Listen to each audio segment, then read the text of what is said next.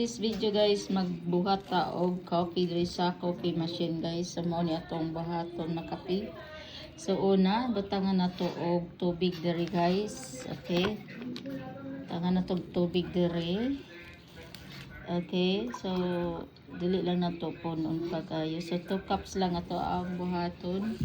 And then magbutang tag kape diri sa butanganan. Okay? Okay. Dili lang kay daghanon guys.